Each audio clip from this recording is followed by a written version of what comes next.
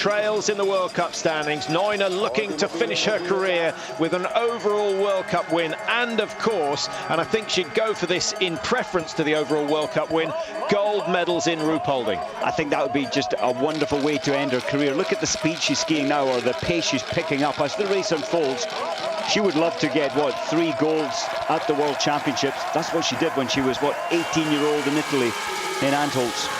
Domaracheva starting just a couple of minutes, in fact 2 minutes exactly behind Neuner, so she's in a very good position to know what she's got to do. For me, the question is, will Neuner remember the relay where she threw it away for the German team? She was a long way clear. She ended up off the podium, having taken that anchor leg. Here we go with Finland's number 1, Kaisa Mäkäräinen, and of course the overall champion last year.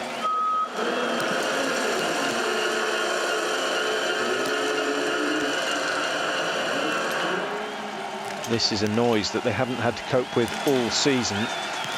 That might have might explain why she missed the first target, Mike. Yeah, possibly just settling down. I was watching how many times she blinks. Normally she doesn't. She blinked once in the 22 seconds it took her to build the position and fire the 5 shots. So Henkel wearing number 4 on her 14th World Cup season. Hildebrand, who started number 1 just in front of her.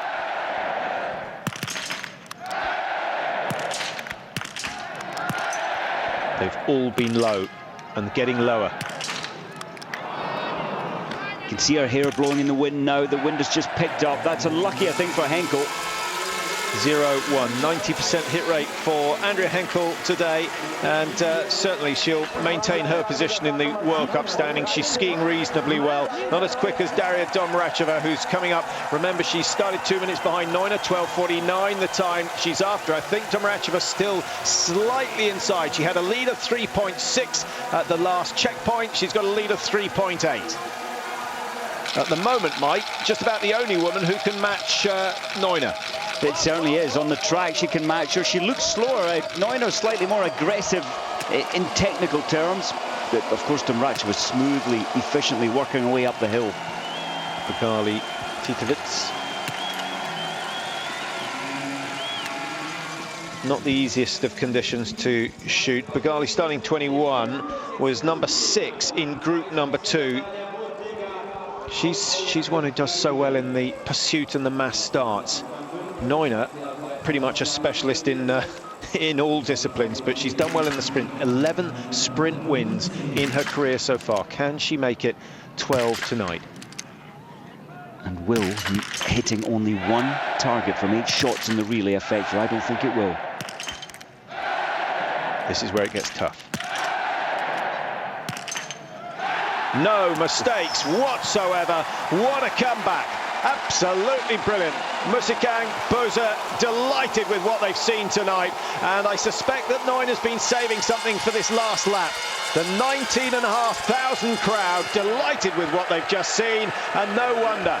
Do you know, what a way to turn a bad day 2 days ago into completely a distant memory. She's performed so well there under huge pressure. There was a lot of press interest on why did she fail to compete very well in the relay. She's shown them that it hasn't deserted her.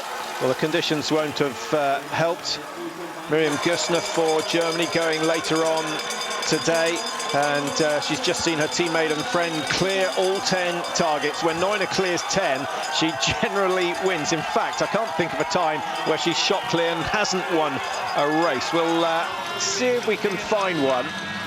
I'm just thinking back. Domaracheva might possibly have done it on one occasion.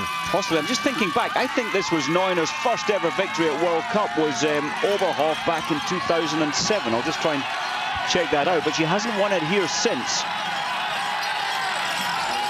Well, she goes past the Italian Michela Ponza as if she is standing still. Neuner has definitely saved something for a last lap dash. Now, Domaracheva still has 45 seconds to get inside the time. No question about it. She needs 5 out of 5 as well. Remember, she has not shot clear so far this season. There's a delay of 2 or 3 seconds. A change of the sights as well. That looked like clockwise 3. That's it. Well, one or two unsporting members of the crowd applauding that miss.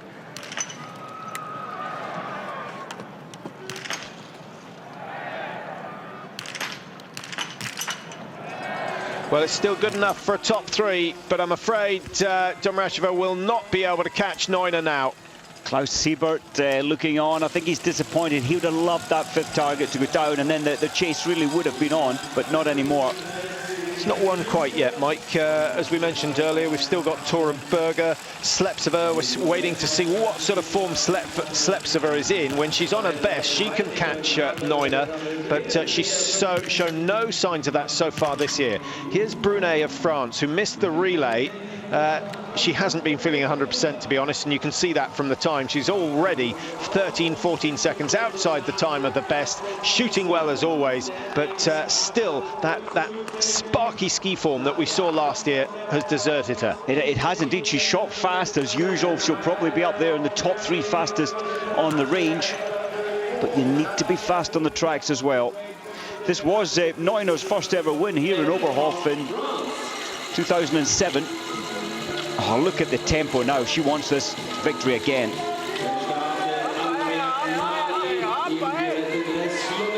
Do you think anyone can beat her tonight, Patrick? Not after that performance. I think it's easy to be misled by her first lap, which has become a little slower this year, and that's really a sign of maturing. She knows that if you can produce 3 similar times on each lap, you're going to be much faster than if you go hell for leather on the first loop and die off in the closing stages. I think you're right. It's almost a maturity. You have to have experienced it a number of times to have the discipline to hold back a little.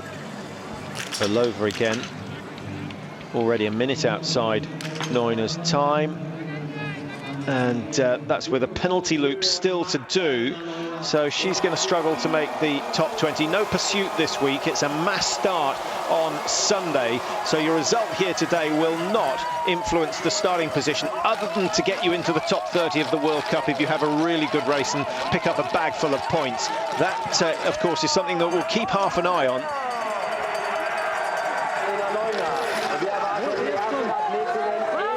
Well, here comes Neuner. She's certainly going to be starting on Sunday, as she is the world's #1, and if she wins this, she will pick up another 60 points. She'll move on to 396, and Domracheva likely to drop a few. How's Domracheva time-wise, Mike, after that second shoot? Surely she's still up in second position. You're absolutely right, but 35 seconds. She was slightly slower on the range, and then the 25-second penalty loop, so 35 behind. So there's still an opportunity for someone who shoots clear starting later on. Olga Zaitseva we haven't mentioned as we watch Makarainen. Makarainen, the leading one of these two athletes, 23:21. She sets the target time. She's 31 seconds inside Birgitta, but that is going to be absolutely slaughtered in a minute by Magdalena Neuner. She's not going to beat it by 4 or 5 seconds. She's going to beat it by 45, 50 seconds.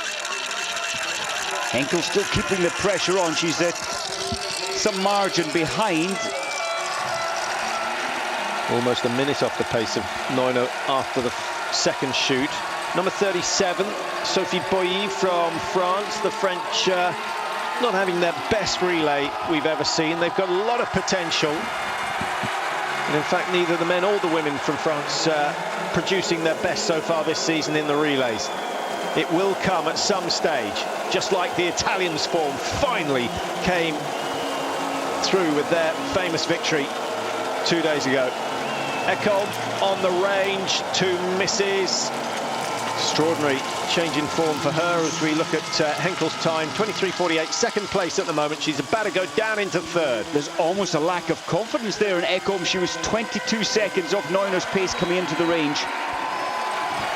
Ekholm started just looking for a start time, started number 35, so she's not going to win tonight. This lady, I think, in the yellow and red bib, indicating that she's the World Cup leader. She's also the discipline leader, so she's the leader of the sprint standings, having got 2 wins already this year. She's the world champion. She's the silver medalist from here last year in this event, but this year she puts it right.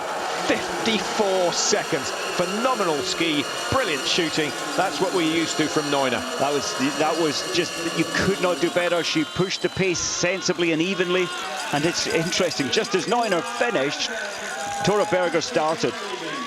Well, Berger knows what she's got to do, and it's got to be very, very good if she's going to get the better of her German rival. That performance, Mike, makes her shooting in the relay all the more extraordinary. It does. When in the relay, with 8 bullets, 8 rounds, she only hit 1. She had a complete meltdown of confidence. But she's back. Amazingly, she's turned it around, and ease with getting 5, no problem at all. Neuner 4 seconds quicker over the initial stages of the final lap than Domracheva, so I think Domracheva's first loop maybe a little bit too quick, Mike. Yes, Domracheva did. She still sets the fastest time into the range, 4 seconds ahead of Makarainen and 9 seconds ahead of Neuner. Marie Dorin Habert from France, of course, lives in Villard-de-Lans, produced a number of good athletes over the years. I think Poiret spent his time there as well, did he? He spent a lot of time there. Who could have predicted that? Well, that might have been a case of cross-firing, possibly. We seldom see it from any athlete. Last time I can remember seeing that happening was the Chinese, when they were shooting on the wrong target. And that was some years ago when they were in a cracking position to win a relay. Vita Semerienko.